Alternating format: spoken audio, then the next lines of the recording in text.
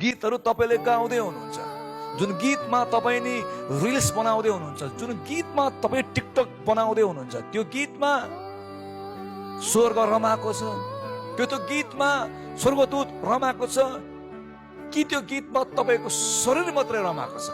याद गर्नु होला, रोमीको किताब 8 अध्यायमा यसो भन्छ, शरीरकै कुरामा मन लगाउनेहरू चाहिँ शरीरकै कुरामा मन लगाउँछ, तर आत्मिक कुरामा मन लगाउनेहरू चाहिँ आत्माको कुरामा मन लगाउँछ। मैले आजको दिनसम्म पनि एकजना मान्छेले नि गवाई दिएको भेटाएको छुइनँ कि म 4 बोतल भोटका पिना चाउ रोजका गाउँदै थिए, गाउँदा गाउँदै निको भए।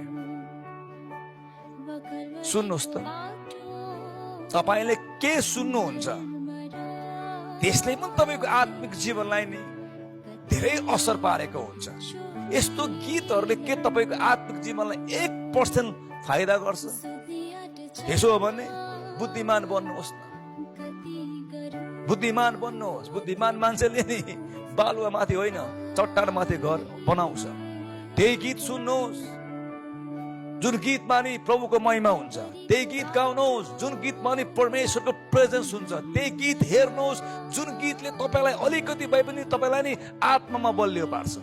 प्रभुको भजन गाउँदाखेरि तपाईँको आत्मालाई छुन्छ कि छुँदैन? प्रभुको गीत गाउँदाखेरि तपाईँको हृदयभित्र घाउनीको हुन्छ कि हुँदैन? प्रभुको उपस्थितिमा बस्दाखेरि तपाईँलाई नि शान्ति आउँछ कि आउँदैन? परमेश्वरको लागि वर्शिप गर्दाखेरि हात माथि पार्दाखेरि तपाईँलाई नि चङ्गाई भएको महसुस हुन्छ कि हुँदैन? याद गर्नु होला, सबै कुरा न्यायसँग छ, तर सबै कुरा फाइदाको छैनन्।